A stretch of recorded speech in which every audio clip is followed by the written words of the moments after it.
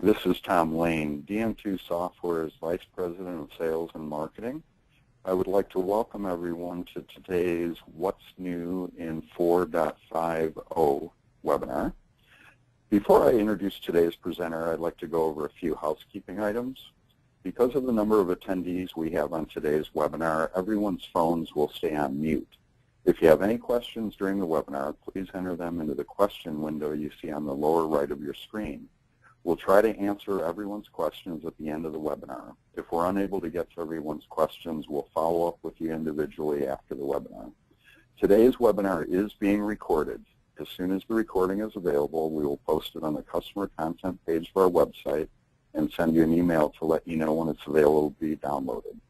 On that note, I'd like to introduce Roxanna Bryant, our Executive Vice President, to give you an overview of what's new in 4.50. Take it away, Roxanna. Thank you, Tom. Okay, so as Tom said, my task today is to hopefully show you a few of the things that are coming out in our latest release of 4.50.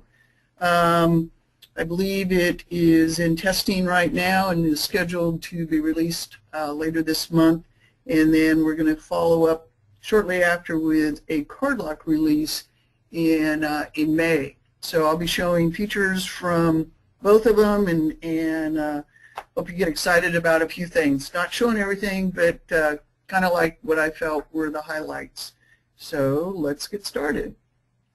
Okay, the first area is going to be dealing with fuel pricing inquiry, new functionality for dispatching fuel type deliveries, and then some enhancements to our price quotes related to fuels. So the first one is going to be the ability to look up fuel pricing for your customers by customer and by ship to.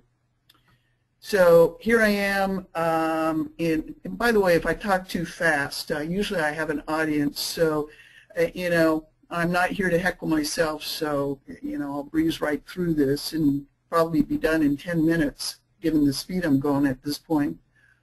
Okay, so I'm in customer maintenance and I'm on the pricing tab, and you'll notice down in the far right hand corner we've added a new button called Fuel Price Lookup.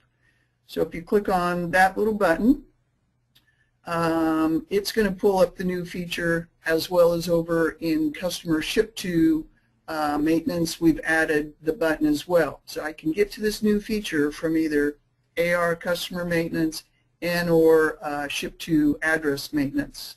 So clicking on the button, you'll see this new screen come up. If I've clicked on it from the customer, only the customer number will be filled in, and I could do a lookup for the ship to. If I select this from the ship to location, of course both of these fields will be filled out for us. Okay, so then right here we'll just put in the item code that we want to inquire about. The warehouse will auto-populate from our defaults, or you can change, doesn't really matter there. The tax schedule based on the ship to will come in, and then you enter the price, date, and time that you want to use for pricing, put in the quantity for that particular product. Uh-oh. There we go. God. Technical difficulties. Okay, then once you've entered the date and time and the quantity, the program is going to go out, and for that item, it's going to bring up the price, the taxes, sales tax if it's applicable, if there were any item charges. Usually in fuels don't see too much of that, but it could be. The freight, it's going to come up with a total unit price, and then the total invoice amount over on the right-hand side based on the quantity, and then of course if we have any invoice fees. Now right now it's looking at based on our pricing record that is set up in IMV. But if I wanted to look at a different rack, I can come in here and put in a different vendor and pickup point, as well as a different carrier, and it will go out and recalculate the price and freight based on pulling it from this different rack. So we have a little bit of flexibility. You know, we're able to sit there and depending upon how the customer's pricing is set up, we may look at a couple of different racks and make a determination that the price would be better elsewhere, or the freight. You'll notice that we have some little buttons over here. If we click on one of them, such as the one next to product price, it's going to pop up and tell us how it calculated the price for that customer that shipped to that product. So in this case, we used ACT. Since I used the rack Chevron in Vancouver, it used that for the basis for the price. And then we have a 2-cent margin, so it came up with a price of 3.02. Anywhere you see one of those little round buttons, or in the case of the fuel tax, if you click on it, it's going to pull up the information related to the calculation of the numbers that are in that field. So here with the fuel tax, I'm seeing the taxes that are applied. I have federal, state, local, and everything that you would see clicking on that same button in sales order data entry. Okay, so the next piece to this is we've added sales order dispatch manager. Now what this allows us to do is, the first one we were in, we can just look up the customer pricing, be talking to them on the phone, and if they're just asking what their price is. This one does a little bit more for us. So in here, as a dispatcher, or again as a CSR, I could be working in this screen. But for dispatching, we've added a couple of extra tools here for them. So I have my customer, I have my ship to, you notice we have the effective date and time again, and I put in my carrier. Now, you'll notice an order number field on there. If I'm a dispatcher and I'm trying to determine where I want to pull the product from for this delivery for this customer, I can pull up an existing sales order into this screen, and it will auto-populate with the item numbers that are on that order. If I'm just talking to the customer creating a new order, I'll come in here, won't populate anything in that order number field, but will generate an order once we're done looking at our various racks and determining where we want to pull the product. So once we've got our customer, date, time, carrier, all of that in here, then we'll come down here and we'll enter our items, unless of course it was an already created order and then they would have populated in there for us. We want to put the quantity in here because, again, if I'm going to create an order from this or a quote, we want to have all of that included. If this is the first time I've been in here working on a customer, giving them a quote, doing a dispatch, I can add new tables in here, I can drop tables out, and I can save this template. So the next time I'm working with this customer, I'll come in here, put in the customer ship to, and the saved template will come up. So that will allow me, based on the racks I normally would look at for that customer, save them, so next time they're in here for me already. Excuse me. So as a dispatcher, I'm sitting here looking now, and for product 3 and 4, O4H and O4L, I'm able to see what my cost is to pull the product from Portland, Tosco, and another rack in Portland, and what the customer's price would be for each of those products. That cost and price, because I have the carrier up there, does include the freight in and freight out, or freight cost of goods and freight sell. So I'm looking at the price of the product with freight and able to look at, gee, where's the best place for me to pull the product? And depending upon the pricing for the customer, it may be the same, it may vary by the freight, so I'm looking at those variables. Now, I'm able to tag them and identify which racks I want to pull those products from. And normally my gasoline products are all going to be from the same rack, but my diesel could be at a different rack. So I'm able to flag which rack I want to dispatch. And once I've done that, then I can come over here and I can either create a new sales order, or I can write this information to the existing sales order or send the customer a quote. Now, when we write to the sales order, we're going to be writing by line and telling them what rack to go to. We're going to be writing the freight out to it. So we have all of the components out there in that sales order and or that quote. So pretty nice little tool here for helping the dispatcher or the CSR, usually the dispatcher, identify where's our best place to be pulling the product and then dispatching that out. You'll see how this plays into another feature a little later. I'm not going to show it to you yet, but it'll be a little later and you'll see how this can help even more. Okay, on wholesale price quotes, just using this as a screen to hold the place here, but we're going to be expanding wholesale price quotes as well. Right now you're only able to send them out based on the pricing that's set up for that customer, that location, that product in IMV. What a dilemma we've always had is, but wait, wonder if like on our previous screen I want to send them pricing for 3 different racks, and I want to send all on the same sheet their pricing for all of their locations, all of their products, and so forth. So we're adding more flexibility within wholesale price quotes to be able to send multiple quotes out to the customer for multiple racks, multiple locations all on one, and or out to those prospects that we want to send pricing to, you know, for every day for the next 2 weeks and hope that they'll decide to start buying from us. So having said that, we'll just kind of flip through there. When we're generating them now, we're going to have the ability to create wholesale price quotes in an Excel spreadsheet or Crystal, and the Crystal can either be the old standard form or it can be multiple locations, products, etc., all on the same form. So that's one of the flags here is I can consolidate my customers' quotes all into one. I'll be able to also send my price quotes up to our new web portal. So if you have dealers or customers, you know, that want to get their pricing on their own or throughout the day or whatever, they can have access up to the web portal and be able to get documents such as the wholesale price quotes, their credit card batches that have been received in, invoices, AREFTs, a number of documents, but quotes will be one of them. And the new forms, whether it be Excel or Crystal, are all configurable. So you can put your logo on them and configure them however you'd like. So here's a sample of what the Excel will look like.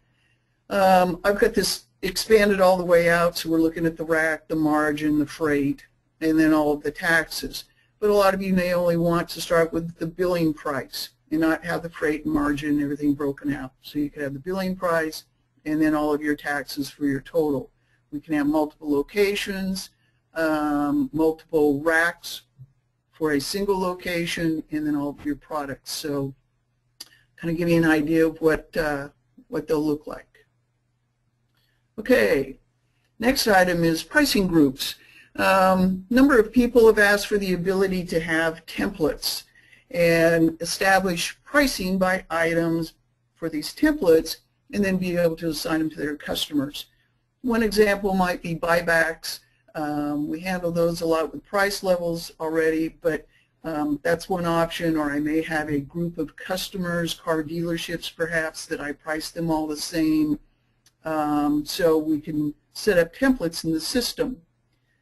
So first off, what we're going to do is we'll set up a pricing group. You can set up as many as you want, but you'll establish the pricing group. And then I'm able to assign the pricing groups to a customer or to each one of their ship-tos. Or I can assign one to the customer and maybe a different group to a couple of the ship-tos. A lot of flexibility. But if I give one to a ship-to, it's going to, of course, override the group by the customer. So I've assigned it to the customer. Then over in my inventory, I'm going to pull up the inventory items, and I'm going to assign items to the group. And then, of course, all of my typical pricing methods are available to us, markup percentage, markup amount, price override, you know, whatever. And then enter your discounts, your tier pricing, rebates, anything that applies. So all of pricing functionality is there. We're just setting up pricing for that particular group. So if that customer were to come in and buy this product, that customer is part of this pricing group, then they would be priced for that item based on our setups here. If we came into price lookup for a particular item for that customer, it would show us if they were part of a pricing group, and of course show us how that item would be priced to them, as well as over in customer maintenance on the pricing tab. If they are part of the group, we'll see that over here. So good visibility of this feature, and again giving us the ability to drill down on how a customer is priced and if they're associated with a group. Okay, another one, freight tier pricing. In the world of bobtails, this has always kind of been a challenge to us. You know, we've said, gee, you know, if we deliver less than X amount of gallons, we'd like to be able to charge at least a minimum fee on our freight. And we'd like to be able to do tier pricing on our freight based on the number of gallons. So we've listened to you all, and here it is. Okay, so first off, in bill of lading, we've added a few new check marks here. A couple of them existed already, such as creating the freight registers. Because of a lot of states, namely California, we've added the ability for freight to follow the tax class of the fuel item. We've added with freight a flag to allow me to use freight in as a cost of goods to my freight out, my sell, instead of always adding freight in to the cost of the product. So if it's going into inventory, it will add to the product. But if I'm selling product to the customer and I have freight, I now will have gross margins on my freight separate from the product. So freight in can be posted over to my transport department, go over to AP for a common carrier or a separate transport company. It will post as a cost of goods against my freight out, and I can see if I'm at least breaking even there. And of course, we have the ability to post freight based on gross gallons. Okay, one other thing, just want to make sure everybody realizes we have freight surcharges by carrier. They are date sensitive and with a percentage. So it's no longer just this percentage applies to all the transactions until we change it. We have the effective date now. Okay, so standard freight, you know, what we're all used to looking at, the zip code, fuel type, zone, carrier. We have the rate in, the rate out. It was one amount. If we leave those fields, the rate in and freight out, empty, we now have the ability to come over here and click on a button that says table. We'll have a table for rate in, and we have a table for rate out. We also, if you notice at the top of that little box, you'll see post by warehouse. So we're able to now post our freight based on the warehouse cost of goods and the sell both. So we click on the little table button, and I'm going to have a separate table for both in and out. I don't have to have them both, but the capability is there. We'll click on it, and you'll see we have our tiers based on the setups, the zip, fuel type, zone, carrier, and we have all of our tiers 1 to 100 gallons on down. Now you'll also notice here, the first two tiers we said, you know, if I'm delivering 1 to 100 gallons, I'm going to do a minimum gallon charge instead of $75. And if it's 101 to 500, I'm going to charge them $90. Anything over 500 gallons, then I'll go to tier pricing and do a regular freight calculation. But anything under that, I'm going to do just a minimum gallon fee instead. If that is triggered, and by the way, it is family pricing, so if I'm selling 3 products, it will combine all 3 together to determine whether the minimum gallon charge should be triggered or not. So if it is, then the minimum gallon fee will always be shown as a separate line item on the invoice. The reason being is that in this case, if I'm looking at $90 and I've delivered, you know, 100 gallons, then I'm looking at increasing the my freight rate by $9, or actually 90 cents, excuse me. So, you know, not very reasonable, and it's more of a message to the customer that this is a minimum gallon fee, and they're aware of it, and you know, order more gallons. Okay. If you guys want to say unal, you know, I always say that, so, you know, you can do that. Inventory expanded number of tiers. For years, we always had just 5 tiers, and that was always kind of a, you know, when we were talking and looking at all the tier pricing, you know, we had to stay within that range of 5. We've expanded it to 10, and that's across the board, so anywhere where we have tier pricing in the system, you'll now have 10 tiers. If you don't use them all, that's fine. That functionality is still there, but it's there if you want them. Okay, national accounts. Over the years, we've had a couple of customers say, you know, but I need the way to have a parent AR account and multiple other AR accounts, and they all be associated with each other. Ship-tos wouldn't necessarily work because of the way we needed to bill them, or you know, separate addresses or what have you. But they needed to look at them as a whole for like credit and things like that. So we have national accounts coming out. This is just kind of the setup under AR options. It allows us to enable billing to the customer reporting. I can do it by a customer, by the sold to or the child, or by the parent. Sales history can either be at the parent level or it can follow the sold to customer. And as you can see down below, I have, you know, credit hold, credit limit, terms code. All of those things can follow either the parent or each one of the sold to customers. So those are defaults, but when we actually come in and do the setups, I create the parent company up at the top. That's the bill to customer, and then I, in the screen down below, add the sold to customers, and with each one of them I'm able to say, do I stay with the defaults for credit limits, a default address for mailing the invoices and so forth, or do I follow the bill to? So it's a nice feature there, you know, and it's usually pretty specific as to when you'll use it, but just keep in mind it's there.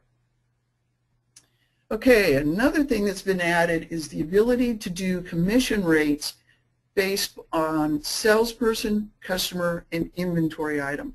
Again, this is going to be kind of some very specific applications, but it is here. So we'll set up our sales rep, we'll enter our customer, the inventory item, the effective date. The next section down, it shows the standard commission rate that's already set up for that item.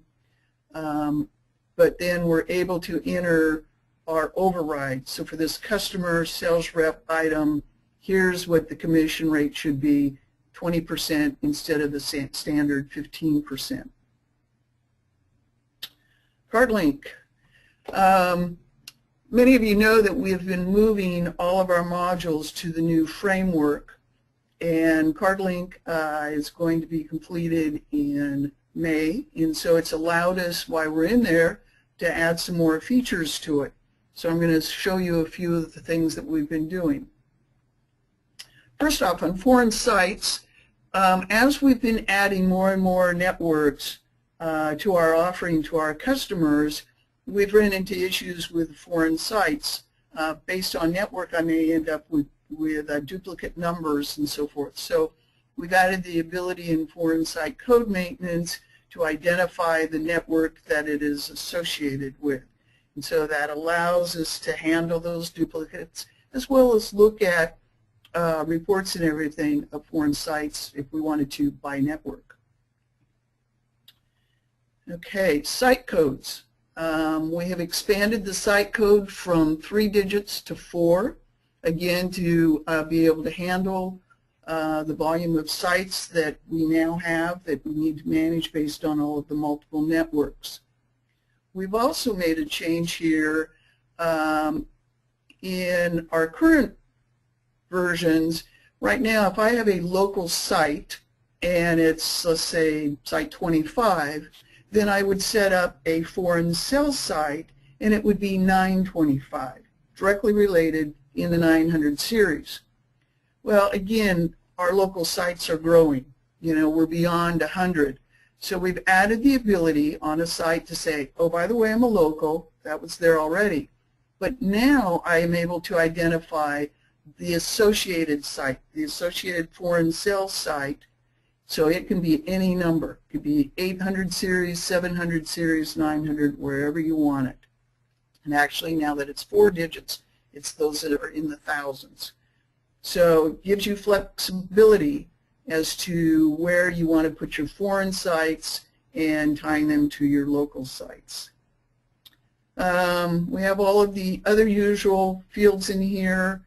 Want to just point one more out, delayed costing region.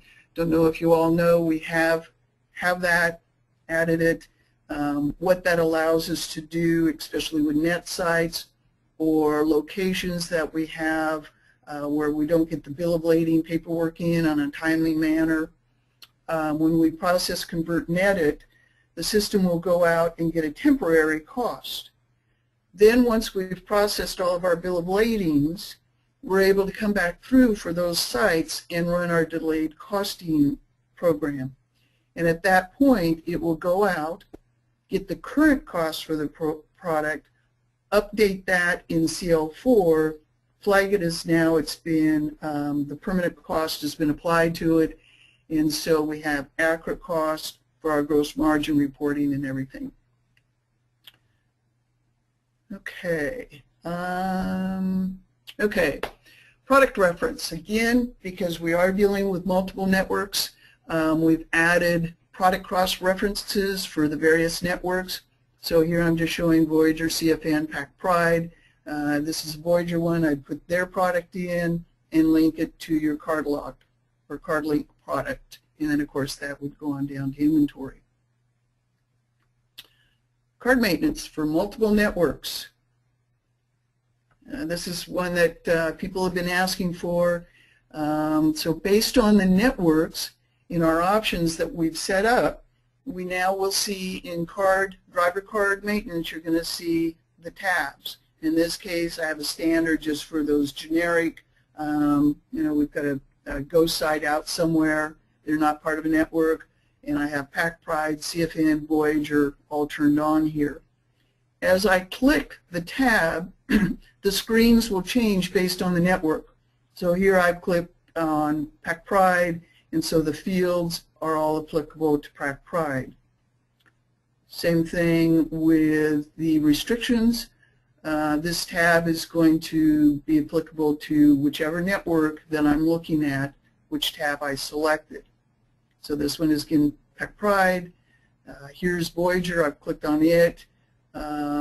And then again, if I click on our alerts, I click over here, and here's the restrictions based on what's available with Voyager. And the same would be true for CFN. Okay. Another feature we've added. A number of people have been asking for the ability, and I am talking too fast. It's only noon, or just a half hour. Okay. So we've also added CardLink account level fees. We've always had, you know, the ability to do an annual fee. In Oregon, that would be called the fire marshal fee. You know, we've had some of that capability, but we're hearing more and more people asking for the ability to charge a fee on every billing and to be more flexible in how they're able to assess these fees. So with this, we've added at the account level fees. We have frequency, so we can do it monthly, yearly, every billing cycle, one time only, you know, whichever fits the requirements for that particular fee that you're setting up. The fee type can be a flat rate, or it can be triggered if a customer doesn't buy minimum gallons. So if they don't buy enough gallons, we can charge them a fee based on gallons. And then, of course, we'll put in the amount of the fee, and if it's a minimum gallon, what that limit is, and then we identify on the invoice what sequence we want it to print, and we can identify if this fee should always be automatically added to new accounts as we set them up or not. Okay, at the account level, we have added a new tab, and it's called Account Fees. And then we're able to come in here and we're going to look up the fee code that we want to add. We can either accept the default fee amount in gallons, or we can override it based on what we want to charge this particular customer. You'll also notice that we have the ability to have multiple fees on the account.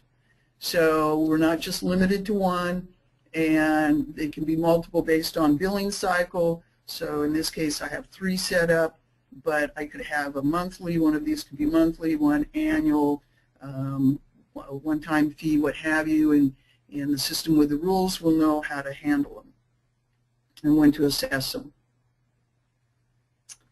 Okay, another item, shared tanks. This has been painful for years. If I have a plant and right next to it I have a card lock, or I have a station and in the back I have a card lock, but they're using the same tanks. And so normally what we'd have to do is identify how many gallons each day were included in that convert and edit file, and then we'd have to go over and transfer product from our bulk plant over into our C-store, or not C-store, card lock warehouse to equal the gallons that we sold so that we were able to relieve inventory correctly and get the cost. Well, that's a lot of steps. So to make it a whole lot easier on life and give us a much better audit trail, at the site level, we're able to identify if it's a shared tank. If it is, then we put the warehouse based on where's the inventory really stored at. So if it's my bulk plant, I'm going to show the warehouse as the bulk plant. So when we sell transactions at this cardlock site, it will take the inventory out of the correct warehouse. But instead of posting to the GL based on that warehouse, it's going to post to GL cost of goods based on the GL account that we set up in this field on the site product code maintenance screen. So think of GL, it's going to take it out of inventory, out of the warehouse, 100 in this case, out of GL correctly, out of that inventory, and it's going to then post it to cost of goods based on the card lock. So we're achieving basically the same goal that we did manually before, but the system is doing it for us. We've got the audit trail, inventory is correct, and GL is correct.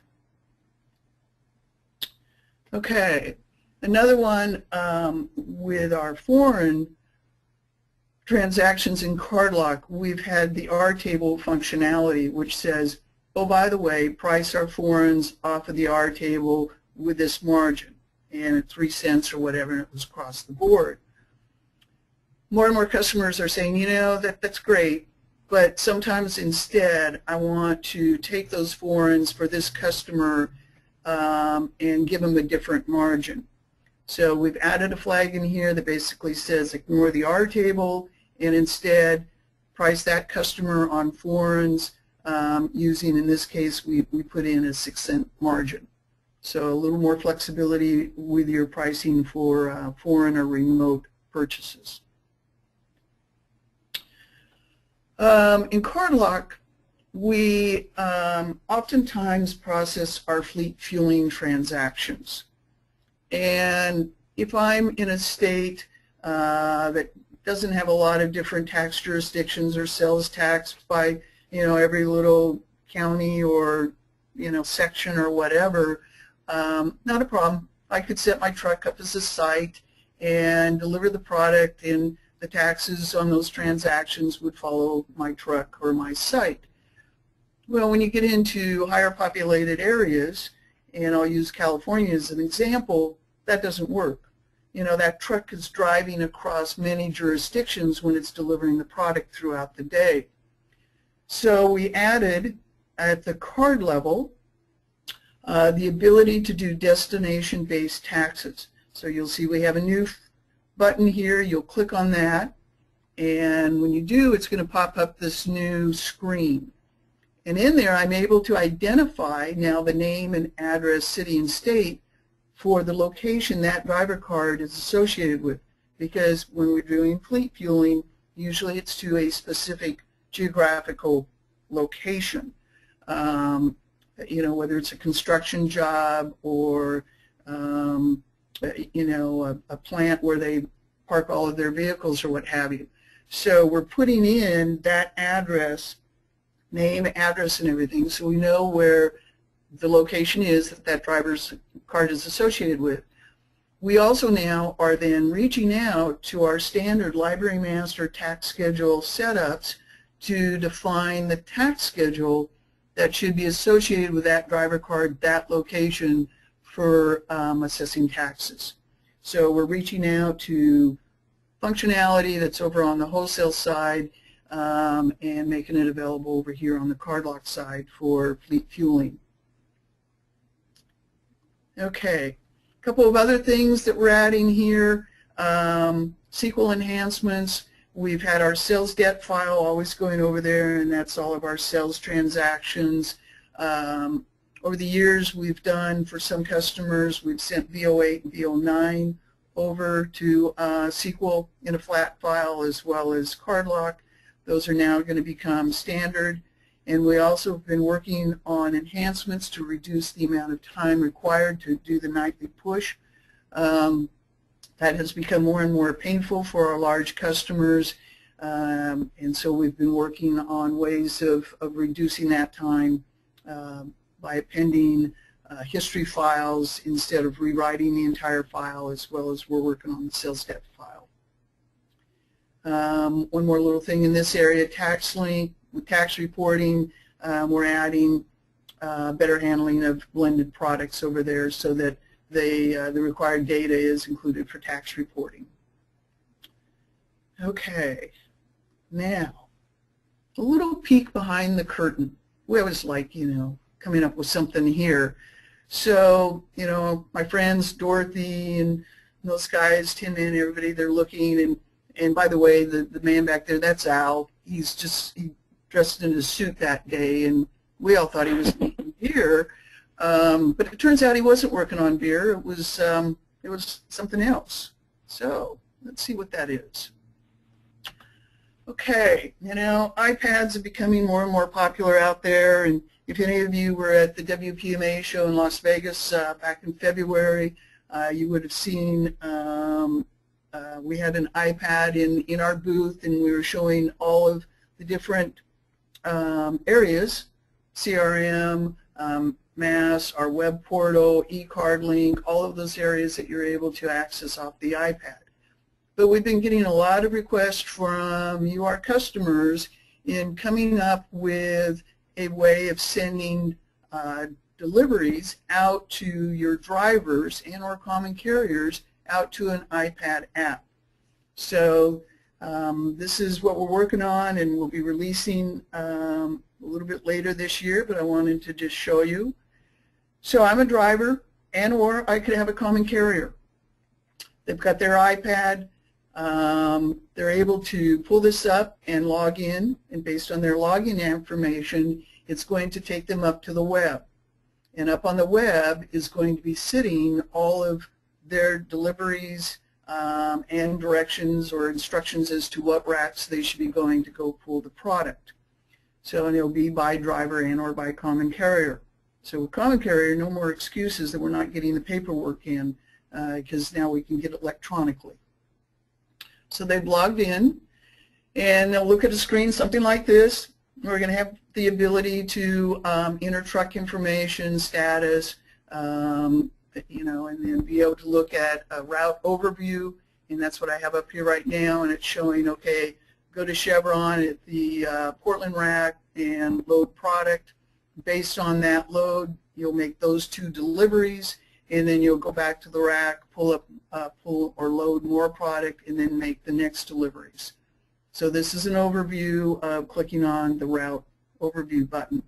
You'll see a sync button down in the far left-hand corner, and at any point in time, if I click on that, it's going to sync up what I've done already for the day back up to the cloud, and or if there's more deliveries for me up there, it'll bring those down to my iPad.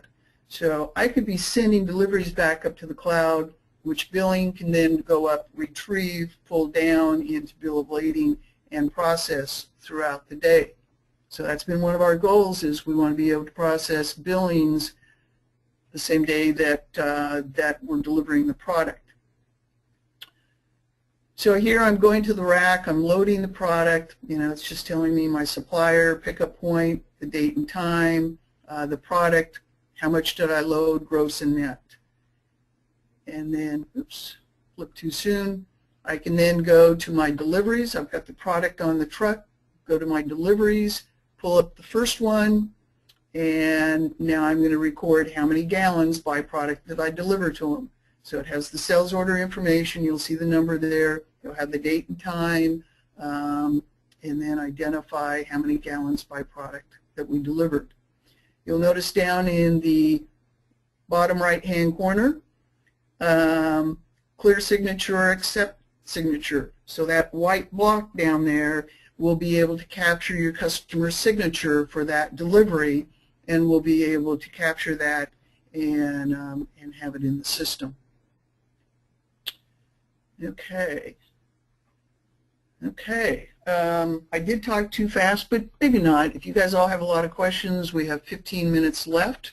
So I hope you saw something you got excited about, and you can get a hold of me, anybody in our team, and ask more questions about this, and all of the things I've showed you plus more is going to be available out in our 4.50 release. So let's see. Tom wanted me to show this screen, so I'm going to turn it over to you, Tom, so you can talk. Sure. Thank you, Roxanna. Nice job with the presentation. A lot of good stuff in there. As we've done in the past during our webinars, we want to promote what's coming up next. Next month, April 11th, we're going to have a sales engineer from Sage Software, Leanne Lowell, join us and talk about Sage 100 Paperless. This is a standard feature that's found in all 4.3 or later systems, and it gives you some great paperless functionality to handle all the journals, registers, standard reports, forms that are in the Sage 100 ERP portion of your system, which is formerly MAS 90, MAS 200. And then DM2 has also added some documents like CardLink sales and journal and daily transaction registers, as well as bill lading journal and daily transaction register for bill lading. So if you join us next month, you'll find out more information about that and how you can leverage this standard feature to get you off and running with your paperless efforts there.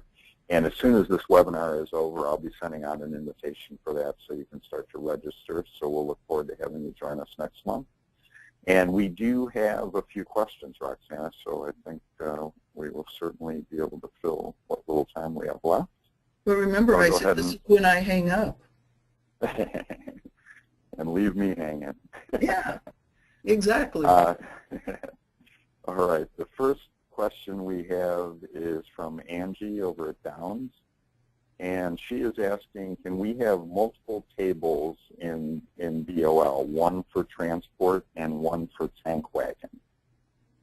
Yeah, and actually how we control that is by using different carrier numbers. So we've been doing quite a bit of that here lately. So when I enter my bill of lading, if I have my own transport department, I'll just set up two carriers. One will be for transport, one will be for bobtail. And so that is the one piece in the 4 pieces of criteria when determining what freight is that will allow me to, for transport, set up flat rates, and for bobtails to then come in and do the tables with the tiers and minimum gallons. Okay, excellent. How will I know if that answers her question? She'll call me. Well, she'll call you, or else she'll ask another question here. Okay. Next question is from Jerry over at Cardwell. Jerry's asking about CardLink. He's asking, is anything being developed to capture signatures on deliveries at the same time? Capture in CardLink, he must be talking about. I'm sorry, did I say CardLink delivery? You did. You just really had me there. I'm going, okay. Really? Freudian slip there, DeliveryLink. So you've already got him excited about the new iPad application.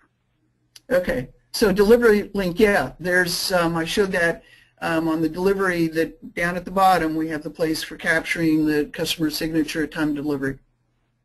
Excellent. All right, next question is from Kim over at Petrostar. She is asking, regarding the price lookup feature, is it a full price lookup or fuel price lookup? Well, we've designed it for fuel because we've always really had a very easy way to look up pricing for lubricants. But fuels was always our dilemma because, we wanted to be able to see freight on it, if we had any fees there, and of course you've got a lot more going on with taxes and everything. So we really primarily, that lookup right there in dispatch, we designed it for fuels because again, for lubricants it's very easy. You've got multiple places where you can look up pricing for lubricant, put in quantity, case, pails, drums, or what have you. So yeah, this was primarily, that was a weak point we had, and so it's for fuels. Okay. All right. Now, next question from Jerry again over at Cardwell regarding DeliveryLink. It's a two-parter here. He's asking if it's going to be available for Android tablets. We've kicked that around. And it's interesting because we actually, with CRM the other day, were comparing the iPad to the Android, and the group I was working with said, hands down, iPad. But having said that, right now I think we're going to be coming out with the iPad. We'd have to get with Chris to see what it would take to also be able to have it available on the Android. But, that's something that we've been talking back and forth about, which route. We just see so much going with the iPad. We just hear so much from all of our customers that route. But, we can check with Chris and see what it would take to expand it to include the Android. Right, and one point of clarification is we are not actually creating an iPad app. It's really a web service, so making it work with an Android is probably not a huge task. Probably not. Of course, we'll ask Chris to clarify that, but since it's not a true iPad app, but a web service running on an iPad, we should be able to transition to Androids. Second part of Jerry's question, is DeliveryLink going to be available with 4.5, or will it be available in earlier versions? Nope, 4.5. Okay, that's what I thought. Yeah, because it's dependent on some of these other things that we're doing. We're also going to be making some enhancements to Dispatch Scheduler for sending those deliveries up. So it's all going to be in 4.5. Okay. All right. The next question is from Michael over at Cross Petroleum. He says, we have access to one rack, but we can pull from different vendors at that rack. Can this show vendors instead of racks? It would show both. You're selecting your supplier and your rack both. It's just, it didn't show that on the screen right there, but it's both. Okay, great. All right, next question is from Marcia. She is asking, when will taxes be date sensitive in CardLink? I don't have that answer. Now that we've got CardLink moved up to framework, it will be much easier for us to go in there and do additional enhancements. Chris has been promising me that. I've been driving him crazy with everything that I've been wanting to add.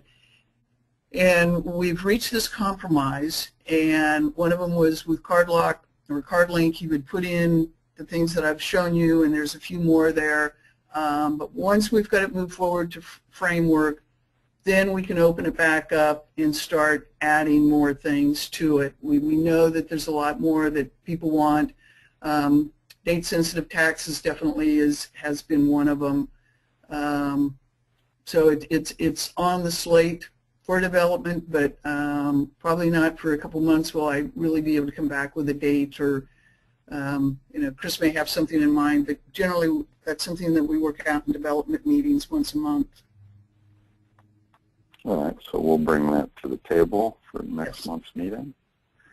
All right, next question is from DJ. This is regarding the DeliveryLink application. He is asking, will the app enable us to pull GPS data for our trucks/drivers for use in payroll or for use with add-on maintenance software? Those are some things that we've been talking about. We're going to roll out in phases here. And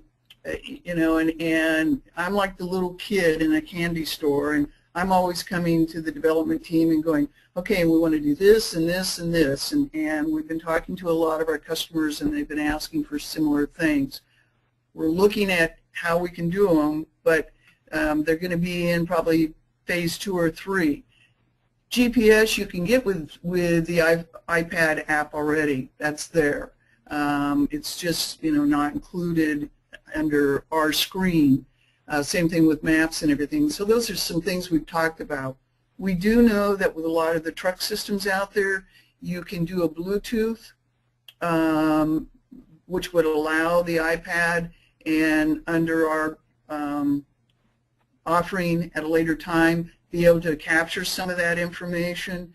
So good question. A lot of things that we're looking at. Please send those to us, because that's what we'll use for our next round of development on it.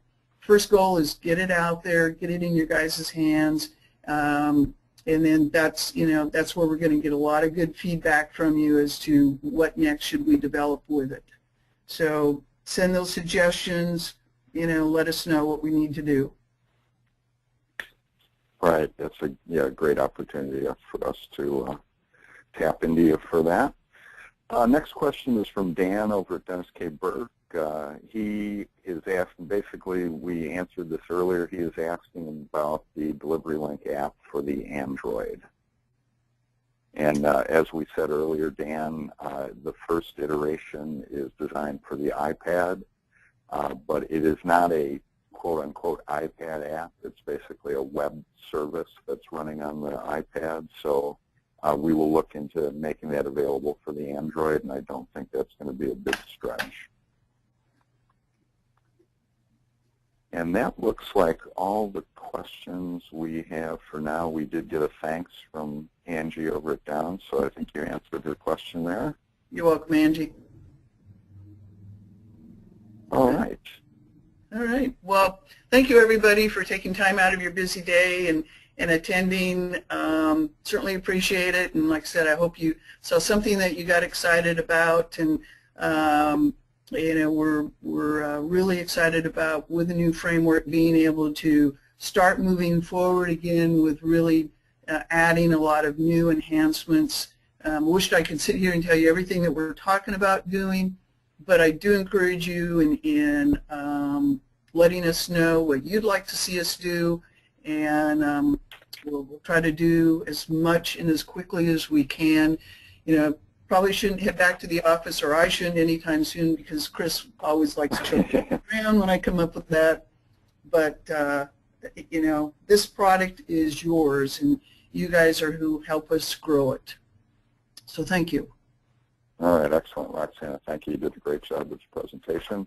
I just wanted to take an opportunity to remind everybody that today's webinar has been recorded, Once the recording is available, I'll post it onto our website and then send you a message to let you know when you can download it. We'll also make the presentation slides available for downloading. If you think of any questions after the webinar or would like to find out more about 4.5 or getting in the upgrade queue, feel free to email us at sales@dm2.com. And I'd like to thank Roxanna again. And I'd like to thank everybody for attending today's What's New in 4.50 webinar. Thank you very much.